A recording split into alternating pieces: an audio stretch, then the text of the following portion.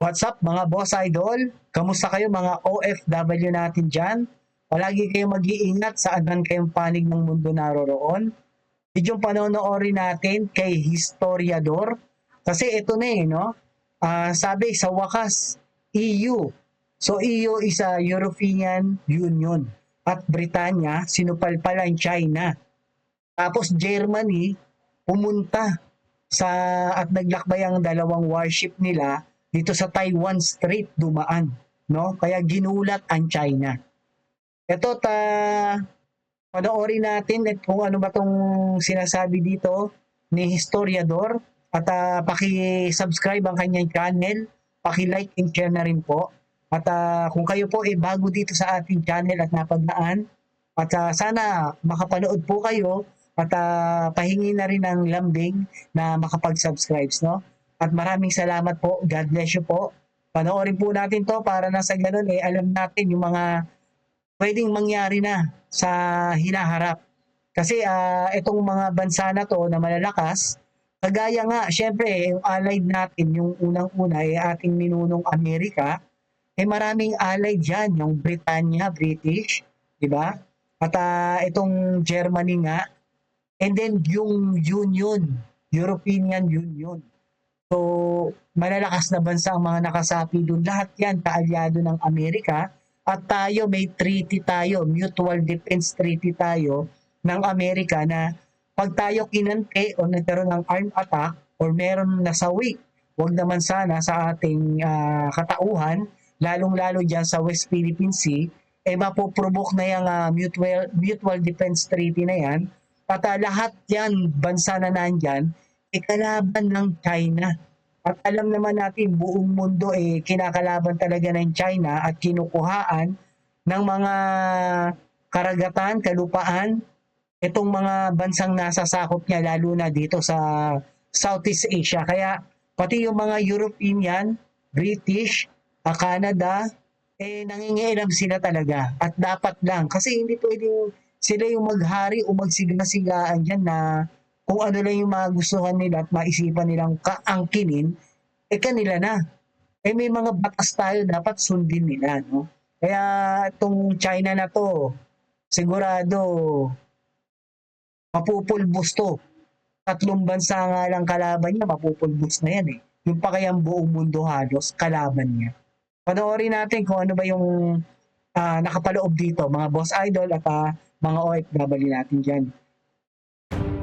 Ito na, European Union sanib puwersa na sa paglaban sa China.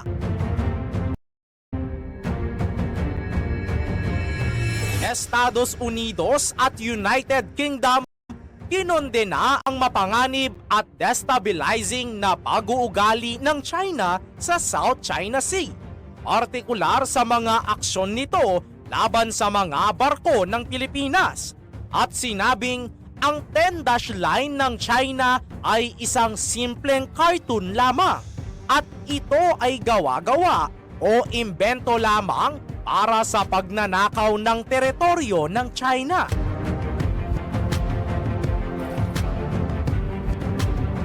Habang ang Germany naman may mainit na mensahe sa China, ipinadala ang dalawang barkong pandigma sa Taiwan Strait sa unang pagkakataon sa loob ng mahigit 2 dekada. So 2 dekadang nanahimik, no? Tapos ngayon, ito na ang German. Kasi siguro napipikon na rin sa nakikita nila at kita talaga ng buong mundo ang mga pinaggagawa nila. So maganda yung ginawa ng ating presidente, ating gobyerno, na i-record ang lahat ng pambubuli na ginagawa nila sa atin diyan sa West Philippine Sea. At sa atin nakapanig o nakasuporta ang mga malalaking bansa na to, no? Pero ang pagkilos ng ating PCG yan at yung AFP, sana ayusin nila yung mga decision nila. Hindi yung kagaya ng Teresa Magbanwa, inalis nila sa pwesto. Hindi natin alam kung makakabalik pa tayo at tinanggihan pa ng ating general na si Brawler yung alok ng Amerika na samahan tayong mag resupply para makakain o mapadala ng pagkain yung nando sa Teresa Magbanwa na nagbabantay. Ang masakit tinanggihan no? Bakit kaya no? Ano kaya meron dun? Bakit hindi pa naman natin kaya at saka tapos ngayon sasabihin wala nang pagkain at nagkakasakit na dun. So, dapat imbestigahan yan ng ating gobyerno or ating mga senador at congressman, yung mga opisyal dyan sa PCG at dito sa AFP na pamumuno ni Brawler. So, patuloy po natin to. At walang nagawa ang China dito.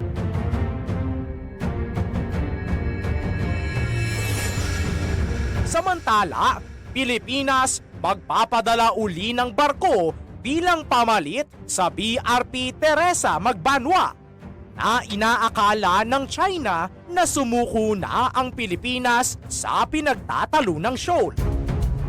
O ang tanong, makabalik nga kaya? Iba yung mga nagre-resupply nga hindi makadaan-daan. 2 barko failed na nagdala lang ng pagkain. Yung pa kayang umalis na, 100% hindi na maingot ng mga Chinese na yan. Natural, babantayan na nila ng sobrang higpit yan. Para sa akin, hindi makakalusot kung barko lang natin ang pupunta ron para bumalik.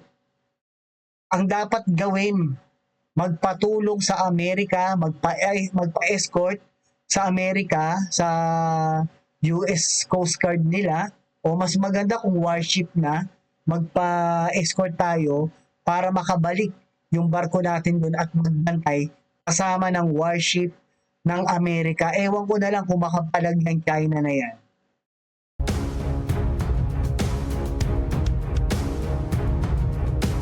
Mga kahistoryador, ang Estados Unidos at United Kingdom ay nagbigay diin sa kahalagahan ng paggalang sa batas ng karagatan, gaya ng nakalagay sa United Nations Convention on the Law of the Sea o UNCLOS, ayon sa isang magkasanib na pahayag.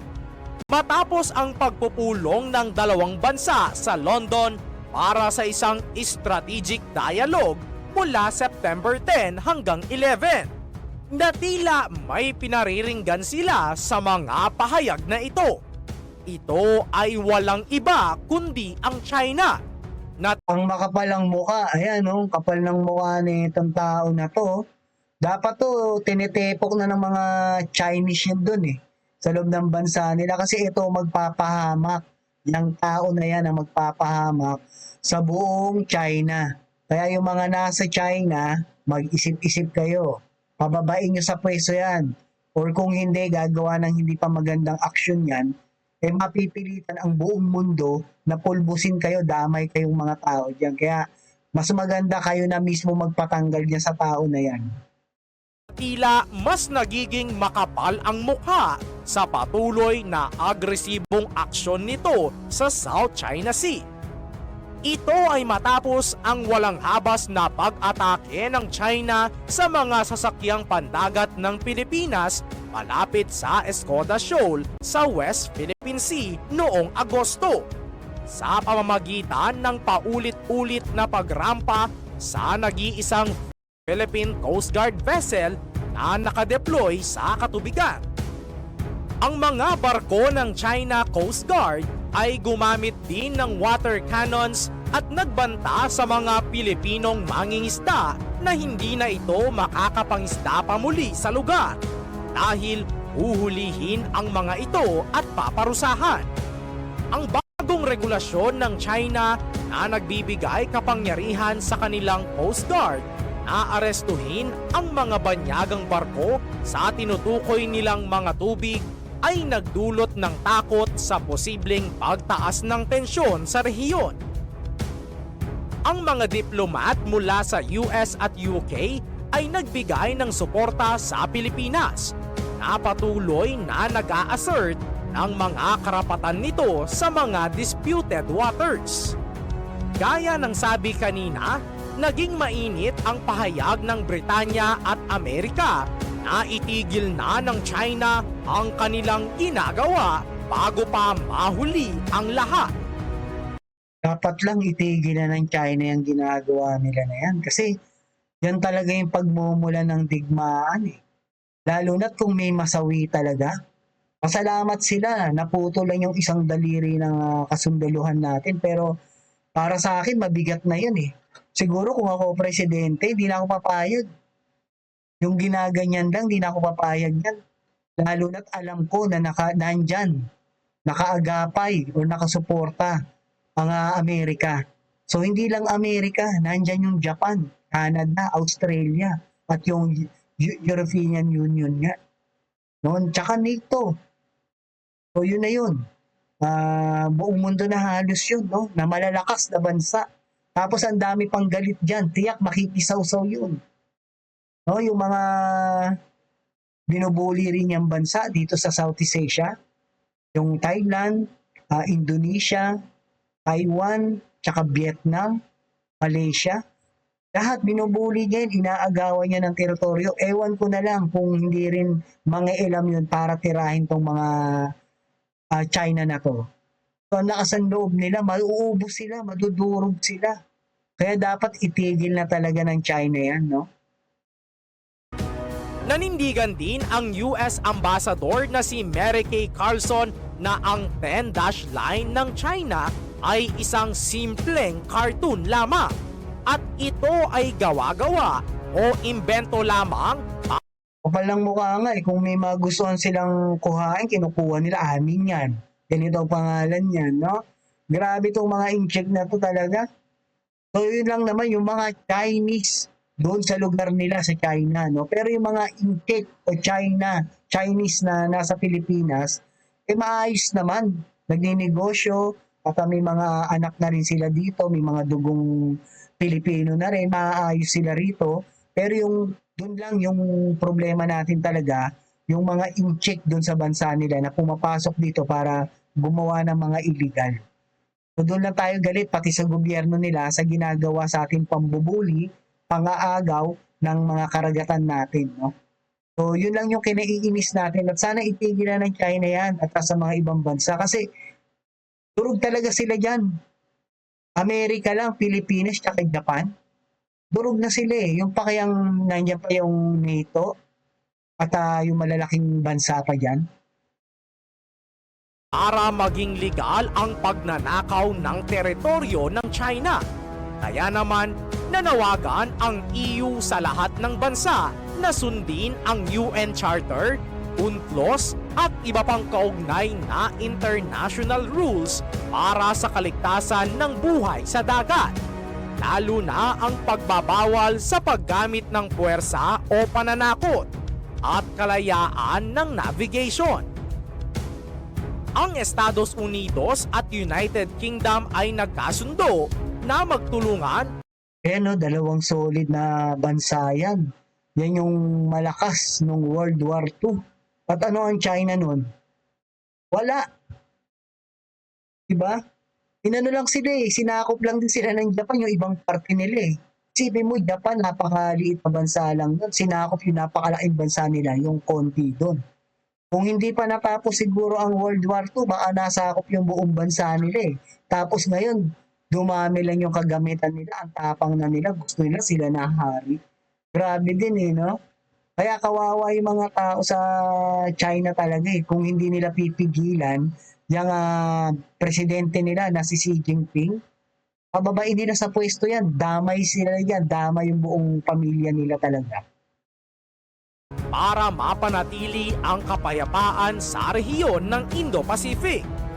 Parehong nag-aalala sila sa mga aksyon ng China sa South China Sea at parehong nagsabing mahalaga ang pagsunod sa mga internasyonal na batas at patakaran. Dahil rito mga kahistoryador, para tuloy naglalaro ng tug of war ang mga bansa sa South China Sea. Hindi pa malinaw kung sino ang mananalo, pero ang mga tensyon ay tumataas at ang posibilidad ng digmaan ay hindi natin maipagkakaila na malapit nang mangyari. Mga kahistoryador, madalas nating isipin na baka simulan ng China ang digmaan sa pagitan nila at ng bansang Taiwan. Subalit, nangangamba ang Estados Unidos na baka hindi sa Taiwan magsimula ang digmaan, kundi sa Pilipinas. Naangkin ng China ang halos lahat ng South China Sea, isa sa pinakamahalagang daluyan ng tubig sa mundo kung saan dumadaloy ang mahigit 3 trilyong dolyar na kalakal bawat taon. Sagana rin ito sa yaman dagat at mga langis. Subalit, upang igiit ang mga pag-aangkin nito, ang China ay gumagamit ng mga taktika na parang ito pa ang naaapi sa tuwing nagpoprotesta ang Pilipinas laban rito. Ang ganitong gawain ay isang tanda Ayan, no? Silang kitang-kita dyan na nang haharas, di ba? Nagwa-water canyon. Grabe, nagbubunggo. Nambubuli. Tapos sila pa ang inaapi at sila daw ang naagrabyado. Grabe rin kasi sinungalingan. Lahat na ata ng pangit na ugali ng isang tao nasa tao na yun na si Xi Jinping no? At siya yung nag-uutos lahat kasi dyan Kung ako naman sa mga general, alam pong mapapahamak yung pamilya ko pag nagkaroon ng digmaan dahil ang kalaban namin ay buong mundo at hindi namin kaya yon, mamamatay lang lahat kami, bababa na ako dun or mag-aaklas na ako dun para pababain yung presidente na yan, Xi Jinping. ng mapang-abusong taktika na ginagamit upang makapanglamang. Hindi rin naman kasi may pagkakailan na ang Estados Unidos ay may Mutual Defense Treaty sa Pilipinas na maaaring magbigay senyales sa Amerika na makisali talaga sa kaguluhan kapag gumawa ng maling hakbang ang China.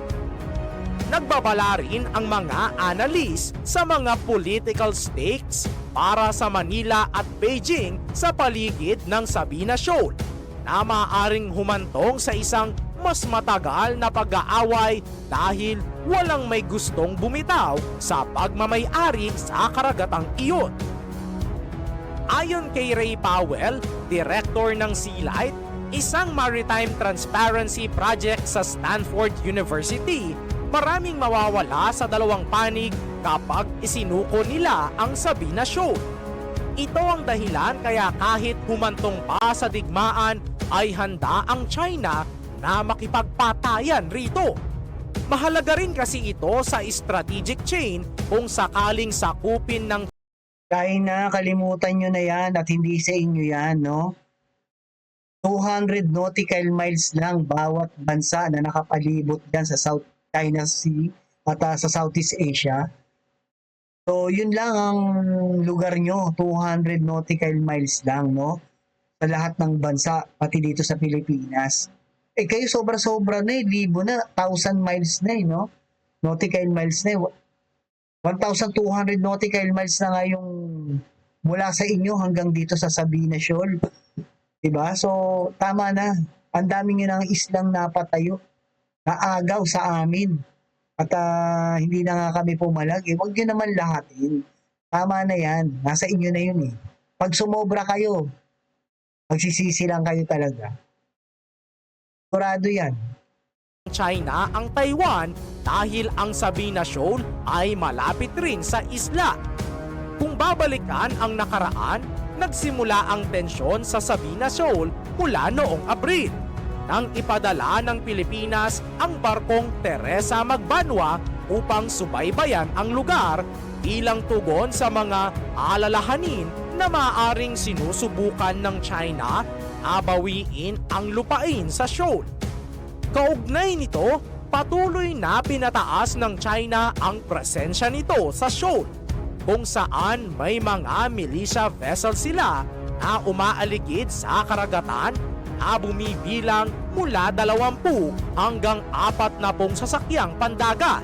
Sabi ni Powell, Chinese state media ay nagulat ng mga mungkahi na sinusubukan ng Pilipinas na gamitin ang Teresa Magbanwa para gumawa ng isang quasi-military grounding sa Seoul. Nakahanay sa BRP Sierra Madre, isang kinakalawang na barko noong ikalawang digmaan. Grabe oh, nakakaawa na yung barko natin na yan. At yung barko na yan, bigay pa ng Amerika yan. Galing pa yan nung World War II na ginamit. Tingnan mo pang ilang number pa lang ng barko na yan ng Amerika. Tapos sa atin, grabe no. Dapat yan, nagpapasadsad din ng barko yan kung ayaw pa nilang tayuan ng yung talagang naka-steady na dyan na mag-i-istasyon. Kasi tiyak pagmumulan din ng gera daw yan pagka inayos or nagtayo tayo ng gusali dyan.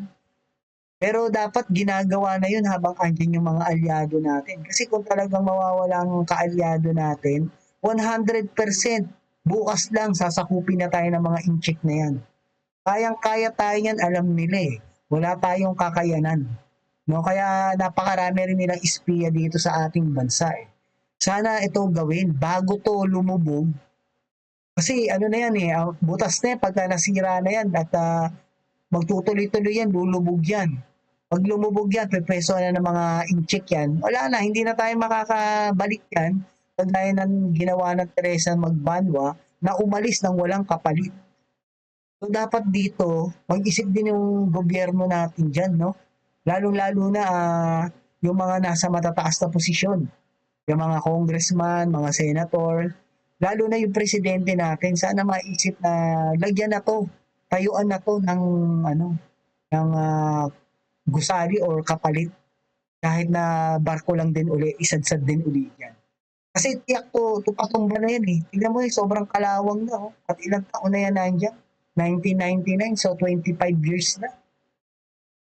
Ang pandaigdig na sinadyang ibinagsak sa Second Thomas Shoal ng Pilipinas noong 1999. Dahil rito, gusto talaga nitong China na alisin ng Pilipinas itong barko o kung hindi naman ay hihilahin nila ito ng puwersahan. Mga kahistorya, Dapat subukan na nilang hilahin para makita na nila yung hinahanap nila, may dahilan kung bakit ayaw alisin ng Pilipinas ang barko nito sa Escoda Shoal. Dahil nangangamba ang Pilipinas na kung aalisin ang BRP Teresa Magbanwa, maaring makontrol ng mga sasakyang pandagat ng China ang lugar. Bumabalik kasi ang masalimuot na nakaraan kung saan mahigit isang dekada na ang nakalipas. Umatras ang Pilipinas mula sa Scarborough bilang bahagi ng kasunduan matapos ang 2 buwang standoff. Ngunit hindi umatras ang China at patuloy na kinokontrol ang lugar. Hanggang sa tuluyan na ngang nakuha ito ng China at ngayon ay hirap na tayong mabawi ito. Ayan na isang military base na. Napakalaki Grabe. Yan ang dapat tirahin na agad kasi malambot lang yung mga lupa na yan. Kasi lang yan buhangin Sigurado, ilang missile lang yan, wasak yan. Lulubog agad yan. Kasi dapat hindi na pabayaan ng Pilipinas na matayuan talaga yan Ewan ko ba? Yung mga namuno sa atin dati, puro bulsa ang inisip. Ito ang ayaw na muling mangyari ng Pilipinas. Ayaw mangyari, ang masakit nga iniwan ng Teresa Magbanwa. Kaya ang tanong, ano kaya nangyari doon sa mga opisyal, Kay Browner na ayaw niyang makialam mga Amerika ng nagbibigay na nga ng suporta o tulong na escortan yung barko natin para makapag-resupply. Ayaw niya. Tapos wala naman pala siyang gagawin para mag-supply. Tapos ngayon pauuwiin nila yung Teresa Magbanwa dahil kesyo ganyan ganon. Hindi kaya nangangamoy lagayan kaya? Kasi after 3 days na nag-usap na nagpadala tayo ng tao doon, after 3 days inalis kusa nung Kaysa magbanwa ng walang kapalit. Dapat may kapalit yun. Kung ang nire-reason nila ay yung barko ay sira para kumpunihin or ayusin, pati yung mga tao, eh dapat bago umalis, may umalit muna kahit medyo maliit na barko ron. Kaso mali di ba? Bigla na lang inalis Hindi kaya nagkaroon ng lagayan. Sa tingin niyo po, Subalit, ayon sa ilang eksperto, may ilang bentahe ang Pilipinas sa Sabinasyon. Una, ang BRP Teresa Magbanwa ay may helipad para sa airlift ng supply at mas mahirap para sa mga sasakyang ayun pala, di ba? May airlift ng helipad. Bakit hindi na lang tayo nagpadala ng airdrop or kaya mismo bumaba na doon? So, wala na magagawa nandun sa natin, no? Isipin mo yung mga officials natin, di ba naisip yun? At may mga helicopter naman tayo. At hindi lang naman iisa barko natin para paalisin nila ng walang kapalit. Talagang parang nagkaroon ng milyones na lagayan ata ito. Para nagdesisyon na lang sila na, ay, ganito, ganyan. Tapos nagkamali kunwari. Sana wag naman, no? Kasi ang nangyari niyan, parang pinanigay yung ating ari-arian dyan. At ang masakit, malapit pa sa Palawan yan. 140 kilometers lang ata. Ang layo sa Palawan. Pag nakapagtayo ang China dyan, ng military base, wala na. Pag talagang alam at gusto nila, alam nila na wala nang sumusuporta sa atin at gusto na nila tayong sakupin, saglit na saglit lang. Dapat hindi pinayagan ng mga opisyal yan, yung mga general yan. Lalong-lalo to si Brown. No? Tapos si Tariela, yun lang, salita ng salita. Hindi ba sila nag-iisip na pagka umalis, makakabalik pa kaya sila? Yung dalawang nagre-resupply niya, hindi makapasok. Yan naman pala, may airdrop naman pala. Pwede na lang na i-airdrop yan. O kung yung barko naman na kukumpunihin, pwedeng bago umalis, nagpalit sana ng kapalit muna. Chino, naharangan ang pag-access dahil mas bukas ito kumpara sa ibang sasakyan. Gayunpaman, wala pang permanenteng presensya ang Pilipinas sa Sabina na nagbibigay sa China ng mas kaunting dahilan para makipag-ugnayan ng maayos. Habang tumataas ang tensyon, sinabi ni Pangulong Marcos na kung may Pilipinong napatay dahil sa aksidente sa South China Sea, ito ay maaring ituring na pagkilos ng digmaan. Tutugon sila ng naayon sa Mutual Defense Treaty ng bansa. Dapat talagang totohanin yan, Kaso masakit, hintayin pa natin may matay, no? Pero siguro yun daw ang kailangan or arm attack. Pero sige, tignan natin, no? Sana. Pero kawawa naman kung sino yung bayani na yon, no? At magsisimula ng Mutual Defense Treaty para maikasa. So, tignan natin at dapat gawin talaga yun. Mas maganda, wag na nating hintayin yung may mangyari pa yung ganun. Yung naputo lang yung daliri ng isang sundalo natin, dapat pinrobok na yun. Kasama ang Amerika. Sa ibang balita, hindi na rin nagpahuli ang Germany at ipinahayag sa China na maglalayag ang dalawa nilang barkong pandigma papuntang Taiwan. Yan, napakalakas ng Ang frigate bansa na yan, no? Lalong-lalo na nung World War II. Halos ang dami nilang sinakop na bansa talaga at sila yung talagang mananakop, sila Hitler. Tapos ngayon, ang China, akala ko sila rin yung gano'n, nag-aastang ang masakit sa kanila, hindi nila kaya, no? Hindi pa nga nila nasusubukan yung mga gamit nila or wala pa nga silang napatunayan nung araw. Tapos ngayon, kalaban nila buong mundo. Dapat itigil nyo na yan, mga China, no? Mga Chinese. Lalong-lalo na dito sa presidente nila, no? At sa PLA. na Baden-Württemberg at ang support ship na Frankfurt am Main ay naglayag noong Biyernes na nagpapakita ng matibay Naglayag yan, dumaan yan sa Taiwan Strait, no? Sa sa lugar nila. Pero walang nagawa. Ewan ko lang kung sa radyo, malamang ni radyo yan, pero baka nga hindi rin eh. Or baka na ipag-radyohan lang, tapos wala na, di ba? Pero kung pang Pilipino yan, barko natin yan, ay sigurado, winater ka na naman tao, binangga-bangga.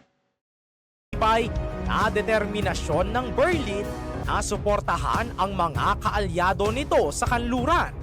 Sa gitna ng tumitinding tensyon sa pagitan ng Taipei at Beijing, ang operasyong pandagat na ito ay minarkahan ang kauna-unahang pagdaan ng Germany sa Taiwan Strait sa loob ng mahigit 20 taon, na naglalagay dito sa linya kasama ang mga bansang tulad ng United States, Australia at Britain.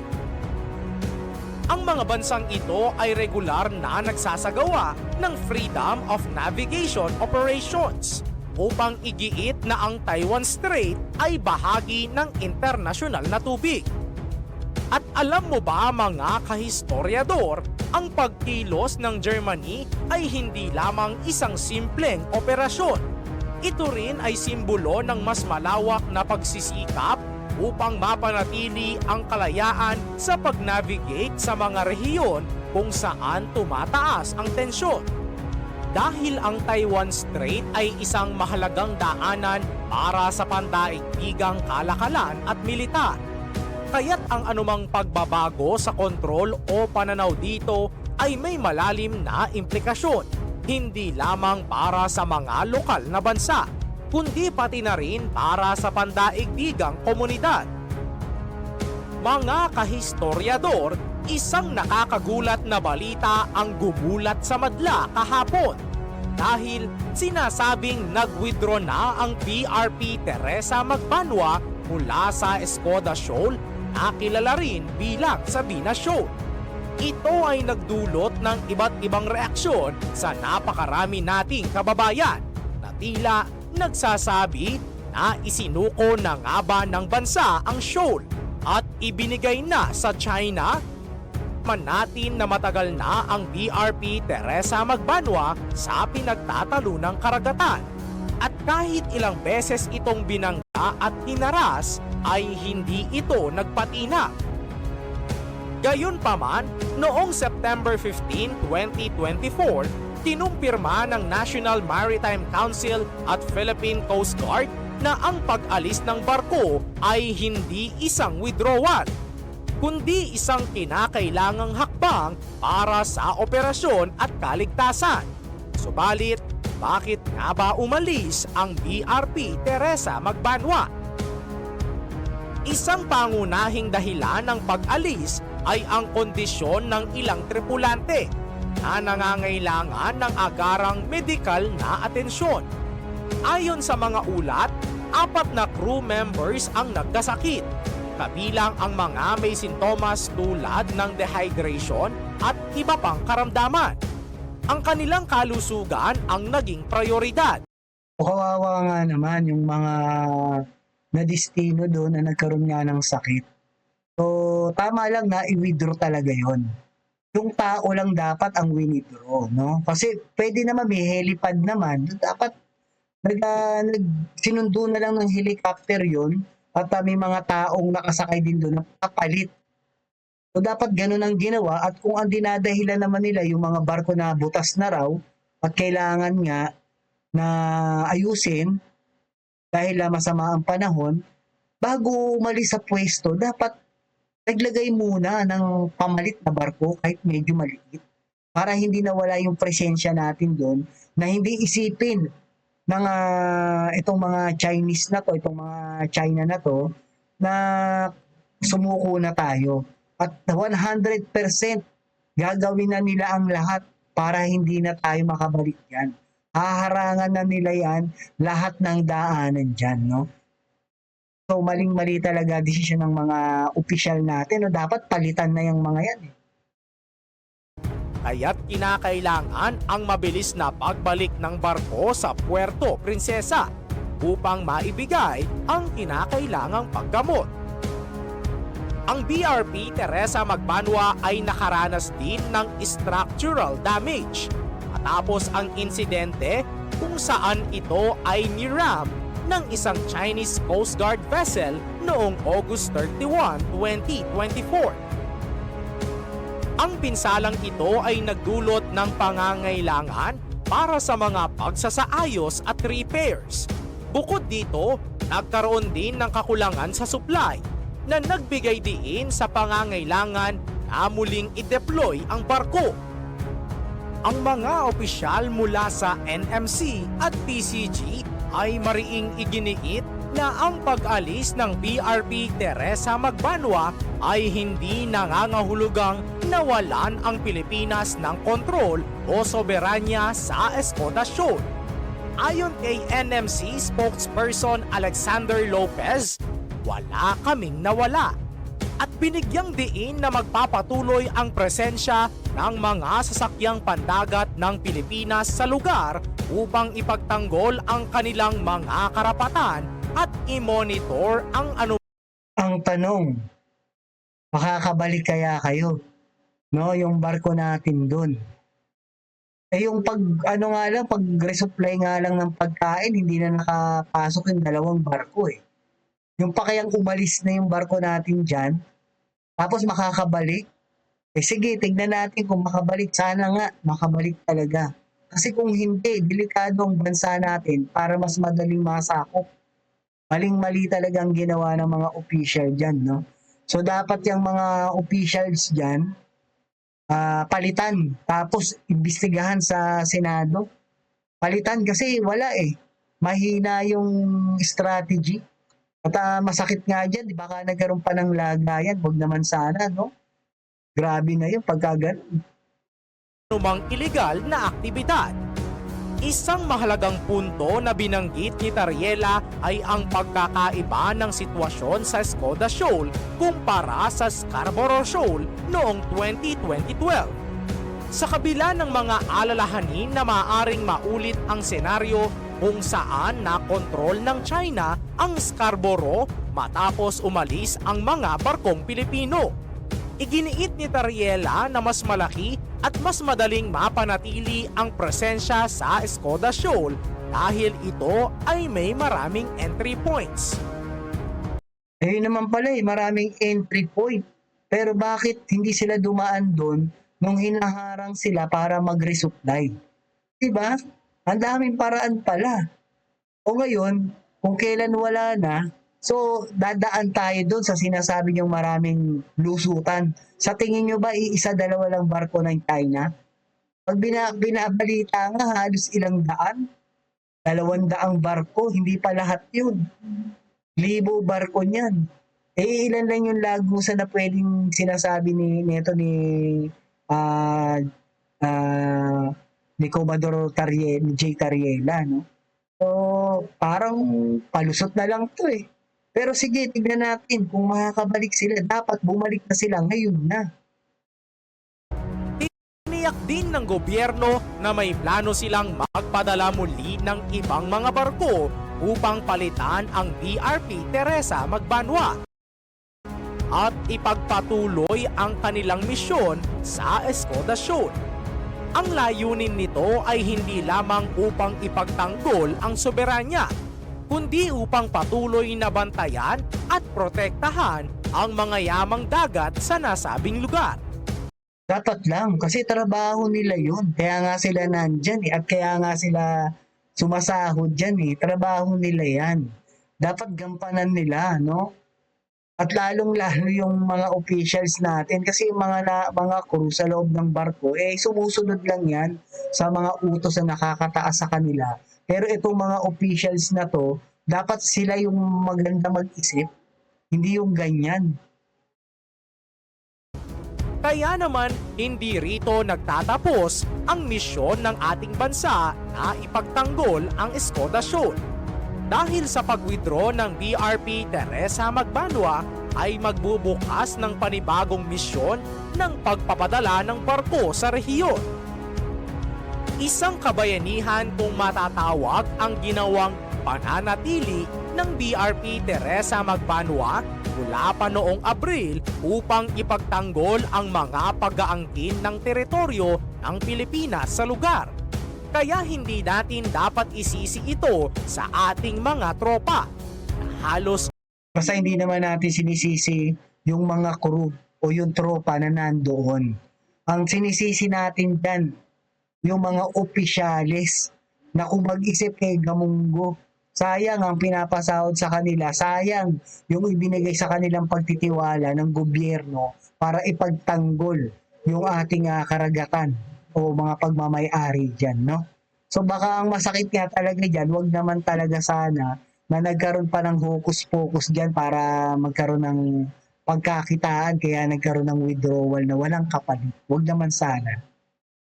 ibuwis ang buhay sa pagbabantay sa pinag-aagawang teritoryo. Samantala, binabantayan din ng South China Sea Strategic Situation Probing Initiative, isang defense think tank na nakabase sa Beijing ang sitwasyon. At sinusubaybayan nila ang pagbalik ng Teresa Magbanwa sa Pilipinas. Ang Sabina Shoal ay kabilang sa mayaman sa mapagkukunan na Spratly Islands at naging lugar ng 3 banggaan noong Agosto habang sinusubukan ng mga Chinese vessel na hadlangan ang pagbalik ng barko. Sa pagtatangkang bawasan ang tensyon, nagpulong ang Chinese Foreign Vice Minister na si Chen Xiaodong at Philippine Undersecretary for Foreign Affairs na si Maria Teresa Lazaro sa Beijing para sa maritime talks.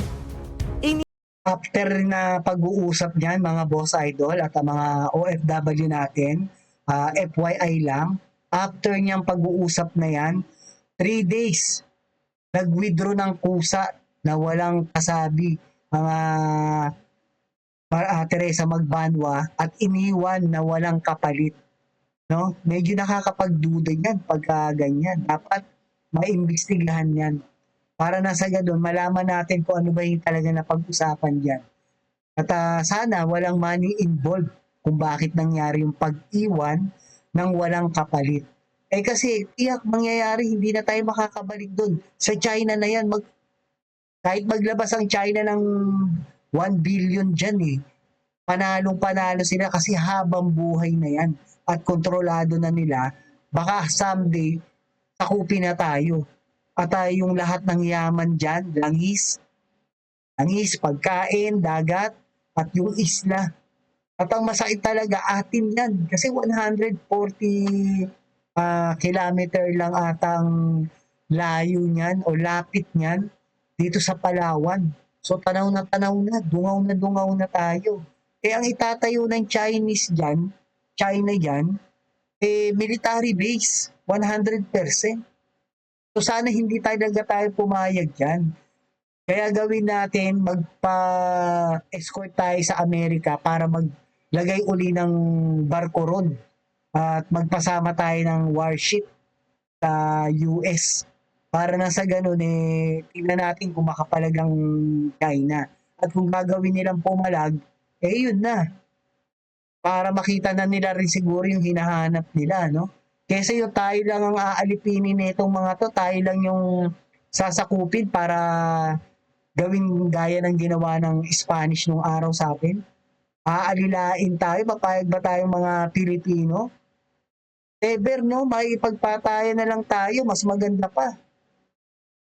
Nilarawan ng magkabilang panig ang pagpupulong bilang tapat at nagkasundo na panatilihin ang komunikasyon sa pamamagitan. Sana talaga maayos na usapan, walang money involved dyan. 3 days kasi, pusang umalis yung no? So hindi naman natin sinasabi nagkabayaran, pero dapat maimbestigahan din to ng Kongreso at sa Senado. Kasi maling-mali talaga yung ginawang desisyon, may usapan palang ganyan. Ng diplomatic channels.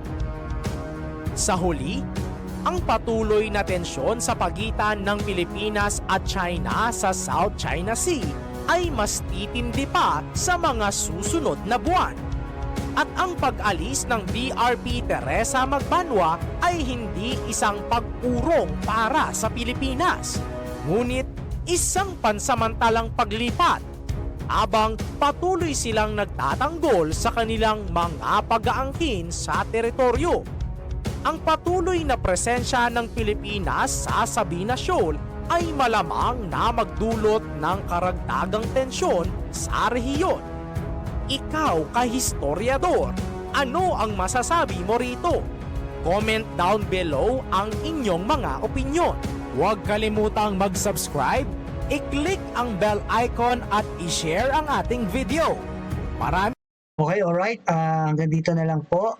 Tama rin to, si historiador sa mga ganitong nilalabas niyang videos, no, na nabibigyan natin ng reaction, opinion, criticism. Tayo nakikireact lang tayo sa kanyang video, no. Paki-subscribe po ang kanyang channel. At sana dito rin po sa atin at paki-like and share na rin po. Napakalaking tulong po nun. At maraming salamat po sa inyo. At sana nga po talaga makabalik ang ating PCG, mga barko ron, para patuloy na bantayan na kung gagawa ba ang China ng mga isla. Kasi pag nangyari yun, na hindi tayo makapasok, pilitin nating kausapin ang Amerika na magpa-escort na lang tayo, no? At yung sila Browner at Tariela, dapat maimbestigahan sila kung bakit ganun yung decision nila. At siguro mas maganda palitan Palitan ng mas mga matatapang na pinuno. Marami tayong ganyan dyan, no?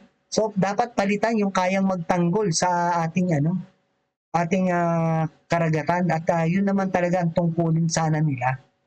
So sana walang hocus-pocus na nangyari. Kaya sana maimbitahan sila sa Kongreso at sa Senado kasi mali talaga yung desisyon na yun. Dapat nag-iwan sila ng pamalit kahit maliit na barko lang. At least meron silang ginawang ganun bago nila pinaalis yung barko na kung dapat yun ay kumpunihin, no? So meron naman palang helipad yung na yun, bakit hindi nakapag-resupply ng pagkain gamit ang ating mga helicopter? So yun lang po mga boss idol, maraming salamat sa panonood nyo. At ito po sa muli, si Tio Pai ang nagsasabing, life is short, be happy, and world peace. Dapat world peace talaga, no? Kasi talagang konti na lang Huwag naman sana, no? Salamat po.